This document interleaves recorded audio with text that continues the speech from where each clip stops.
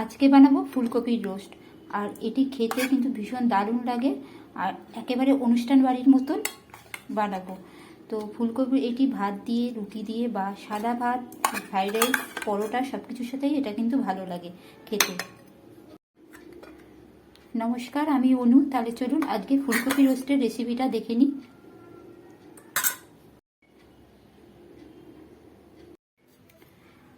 প্রথমেই ফুলকপিগুলোকে গরম জলের মধ্যে 10 মিনিট ভিজিয়ে রাখবো।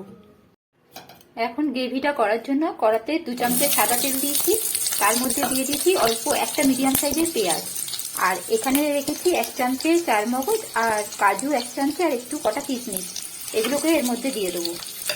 আর দেবো কতগুলো কাঁচা লঙ্কা দিয়ে এটাকে একটু হালকা করে ভেজে নেবো, কিন্তু পেঁয়াজটা লাল হবে না, এরকম করে ভেজে নেবো।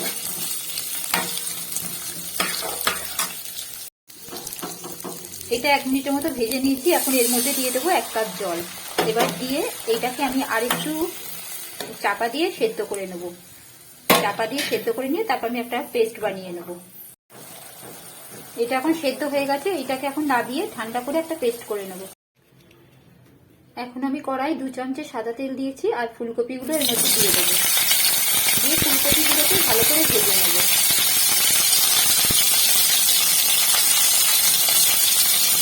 একটু হালকা লাল লাল হয়ে যাবে, ততক্ষণ আমি ফুলকপিগুলোকে ভেজে নেব। ফুলকপিটা ভাজা হয়ে গেছে, এর থেকে বেশি লাল করা আর যাবে না। ফুলকপিগুলোকে এখন আমি তুলে নেব। ওই কড়ার মধ্যে আমি আবার তেল দিয়ে, কিছুটা তেল দিলাম, 4 চামচের মতন সাদা তেল দিয়েছি, দিয়ে তার মধ্যে 4টে এলাচ আর 4টে লবঙ্গ দিয়েছি। ওর মধ্যে এখন দিয়ে দেবো আদা রসুনের পেস্টটা, 1 চামচের মতো আদা রসুনের পেস্ট দিয়ে দিলাম। এবার এইটাকে আমি একটু ভালো করে ভেজে নেব।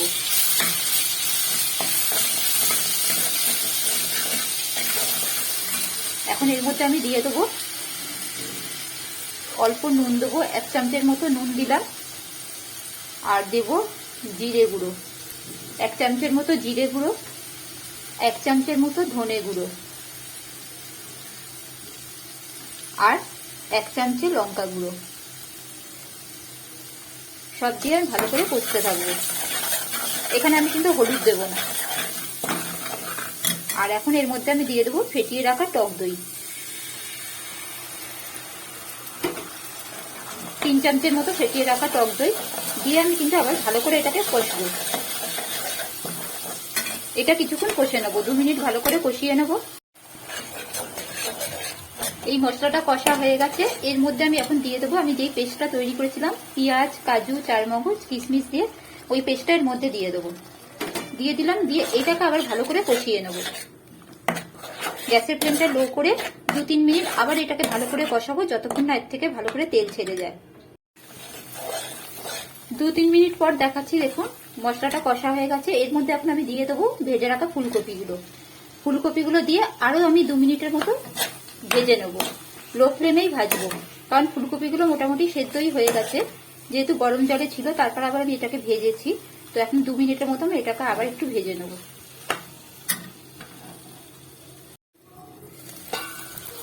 2 মিনিট পর আপনাদেরকে আমি দেখাচ্ছি, দেখুন এটা ভালো করে কষা হয়ে গেছে। এখন আমি এর মধ্যে দিয়ে দেবো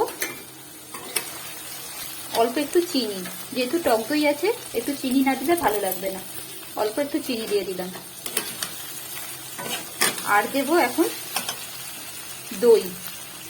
দইটা, এই দুধ, আর দুধটাকে আমি গরম করে ঠান্ডা করে রেখেছি, এই দুধটা আমি এর মধ্যে দিয়ে দিলাম।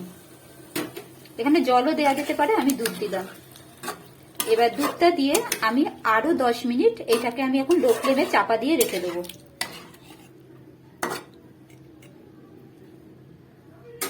দুধটা আমার ফোটানোই ছিল, তাই এখন আমি এটাকে লো ফ্লেমে 10 মিনিট রেখে দেবো চাপা দিয়ে।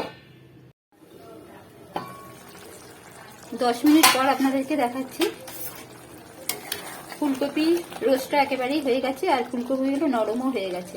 এখন আমি এর মধ্যে দিয়ে দেবো একটু গরম মশলা, অল্প গরম মশলা দিলাম,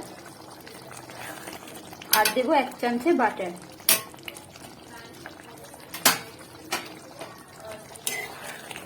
আর 1 চামচে বাটার দিয়ে দিলাম। এখন আমি আবার গ্যাসটাকে এবার নিভিয়ে দেবো। এটা পুরো রেডি হয়ে গেছে। চাপা দিয়ে কিছুক্ষণ রেখে দেবো। তৈরি হয়ে গেল আজকে আমাদের ফুলকপির রোস্ট। এইভাবে একদিন বানিয়ে খেয়ে দেখবেন, এটা কিন্তু খেতে দারুণ লাগে। ভালো থাকবেন, সুস্থ থাকবেন।